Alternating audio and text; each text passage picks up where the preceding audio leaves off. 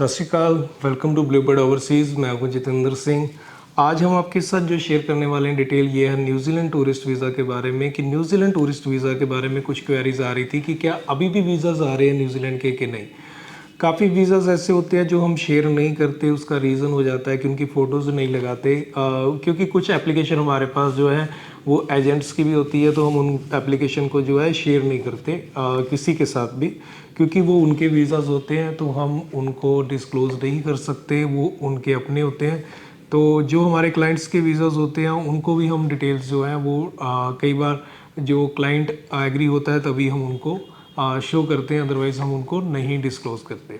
तो ये कुछ वीज़ाज़ थे जो अभी अप्रूव हुए हैं, बस इसकी जो बेसिक डिटेल्स हैं वो हम आपके साथ शेयर नहीं कर सकते, बट वीज़ाज़ जो कॉपी हम आपको दिखा रहे हैं ये है राजेंद्र जिनका वीज़ा आया है, और इसके बाद अमित कुमार इनको भी वीज़ा मिला है, टूरिस्ट वीज़ा इनका भी लग के आया है। और उसके बाद योग नारायण शर्मा है, 4 मई को इनका वीज़ा अप्रूवल आया है, रिसेंट बिल्कुल वीज़ा है। और उसके बाद है युगल किशोर, 5 मई को इनका वीज़ा अप्रूवल आया है। उसके बाद है नवदीप शर्मा और 4 मई को इनका वीज़ा आया है। तो अभी वीज़ा रिजल्ट जो है काफ़ी पॉजिटिव आ रहे हैं, स्टिल वीज़ा आ रहे हैं न्यूजीलैंड के। बस ध्यान रखें कि ओरिजिनल डॉक्यूमेंट के साथ लगाएं।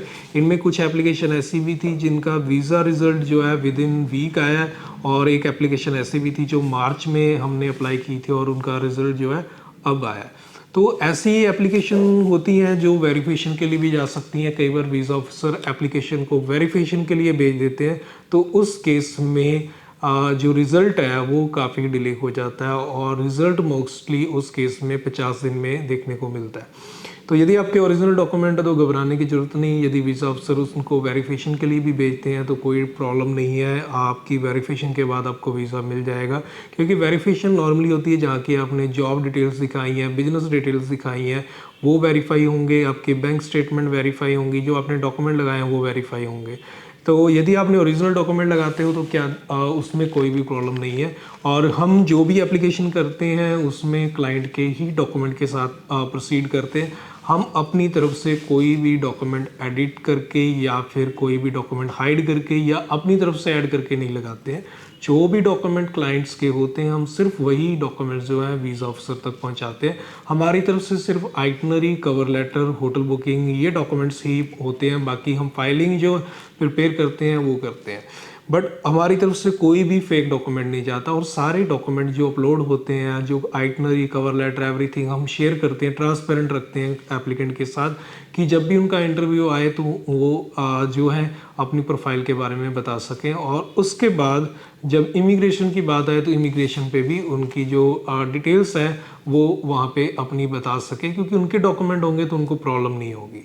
तो इमिग्रेशन क्लियर करनी भी ईजी हो जाती है उस केस में। आप फेक डॉक्यूमेंट के साथ वीज़ा लेते हैं तो प्रॉब्लम हो सकती है। फेक डॉक्यूमेंट आपके पकड़े जाएंगे तो आपका वीज़ा रिफ्यूज़ भी होगा, आप बैन भी होंगे। यदि आप बैन होते हैं तो अदर कंट्रीज़ में जब अप्लाई करते हैं उस टाइम यदि वो न्यूजीलैंड के साथ वेरीफाई करते हैं तो आपको प्रॉब्लम वहाँ पे भी आएगी। बट आप ओरिजिनल डॉक्यूमेंट लगाते हैं, in the case visa refuse भी हो जाता है तो कोई प्रॉब्लम नहीं है। आप यदि किसी और कंट्री में भी फाइल लगाते हैं, वो वेरीफाई भी करते हैं, तब भी कोई प्रॉब्लम नहीं आएगी, क्योंकि रिफ्यूज़ल आने के बाद भी वीज़ाज़ आते हैं। और आप चाहे कितनी भी कंट्री से रिफ्यूज़ हैं फिर भी वीज़ाज़ मिलते हैं।